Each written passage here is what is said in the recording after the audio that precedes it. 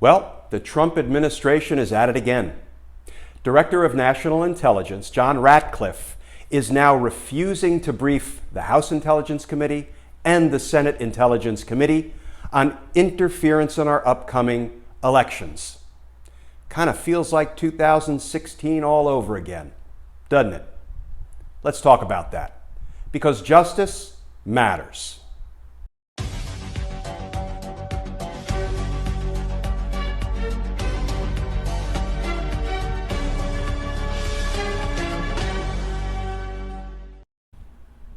Hey all, Glenn Kirshner here. So the Director of National Intelligence, John Ratcliffe, has announced that he's just going to stop giving the required intelligence briefings to both the House and the Senate Intel committees. He is no longer going to brief them on the election interference efforts of other countries, including Russia.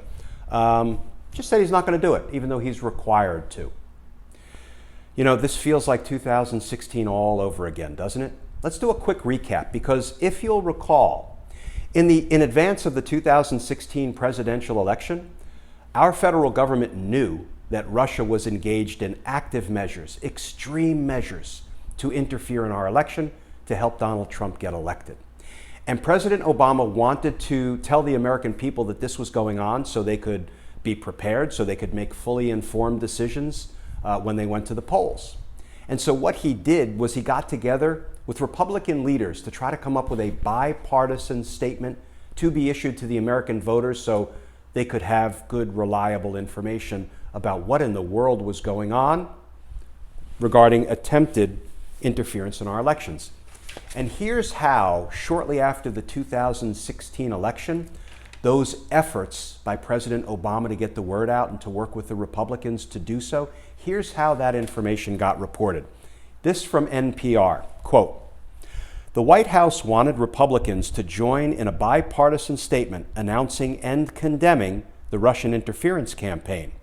According to then Vice President Joe Biden, however, Senate Majority Leader Mitch McConnell wouldn't go along with it," close quote.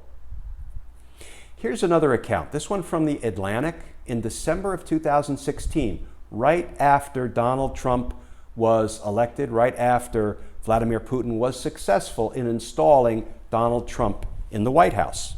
From The Atlantic, December of 2016, quote, "Top White House officials gathered key lawmakers, leadership from the House and the Senate, plus the top Democrats and Republicans from both houses' Intelligence and Homeland Security committees to ask for a bipartisan condemnation of Russia's meddling.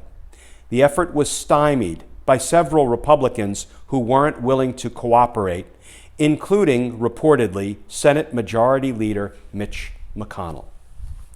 So Mitch McConnell successfully put a stop to the Obama administration's attempt to tell we the people, the American voters, in advance of the 2016 election, that Russia was meddling and was trying to get Donald Trump elected. Mitch McConnell said no.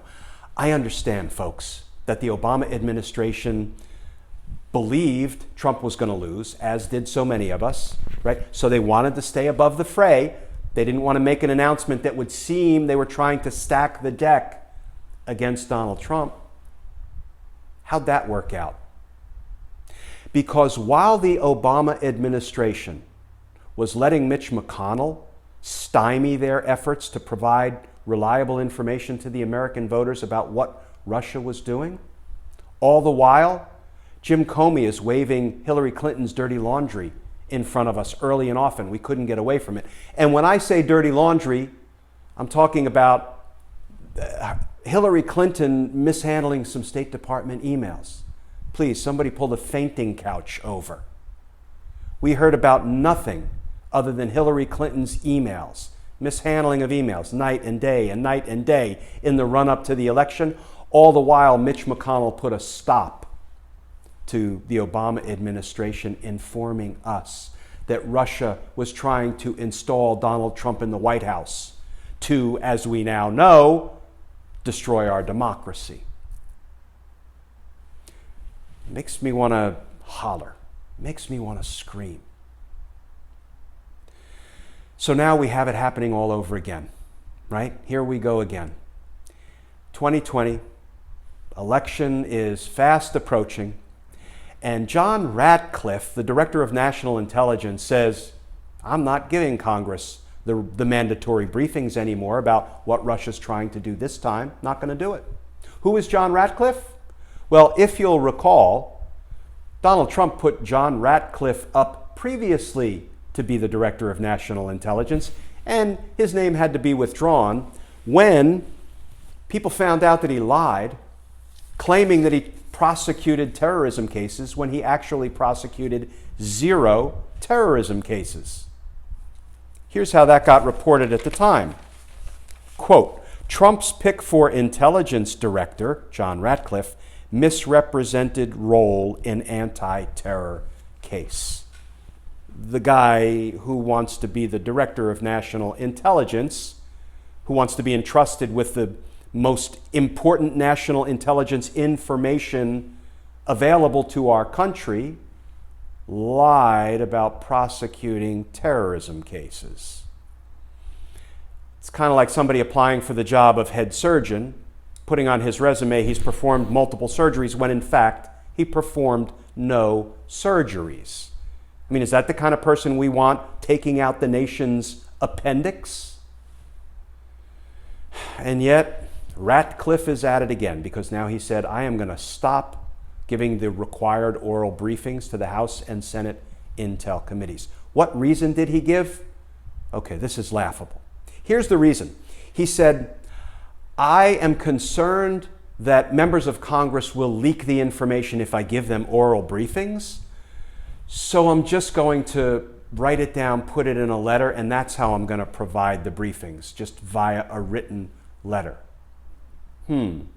Well, first of all, couldn't they also leak the information in the written letter? But more importantly, the reason he doesn't want to provide these mandatory briefings about Russian interference in our upcoming election is because he doesn't want to be quizzed about it. He doesn't want to have to justify it. He doesn't want to be cross-examined. You know, he just wants to keep a lid on Russian interference. Because you know what? It worked in 2016. And why don't we just let Vlad finish the job and get Donald Trump reelected so Donald Trump can finish the job of destroying our republic? So folks, this is more of the same. It is more interference not only by Russia, but it is interference in our election by our very own federal government. Whether it's Trump installing millionaire Republican donor Louis DeJoy as Postmaster General to interfere with our voting by mail, or his, non-terrorism prosecutor, Ratcliffe, who is now going to stop giving the required intelligence briefings to congressional committees about Russian interference.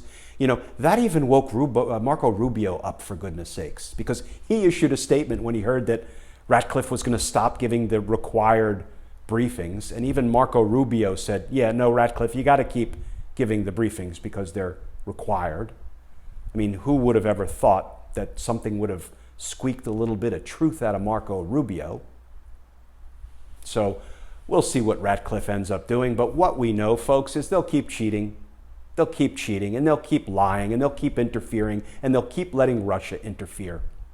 And we're going to defeat all of it. We're going to defeat it all because we're going to get to the polls in numbers too big to rig. It happened in the 2018 midterms.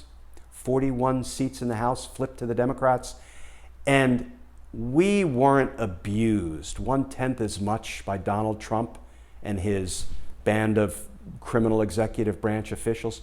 We weren't abused 1/10 as much back then during the 2018 midterms as we have been abused now, and we will rise up. We will rise up, and we will go to the polls in numbers too big to rig, and Donald Trump will fail, and Donald Trump will fall, and come January, there will be nothing more energizing than accountability for today's political criminals. Justice is energizing, and justice matters. Please stay safe, folks. I look forward to talking with you all again tomorrow.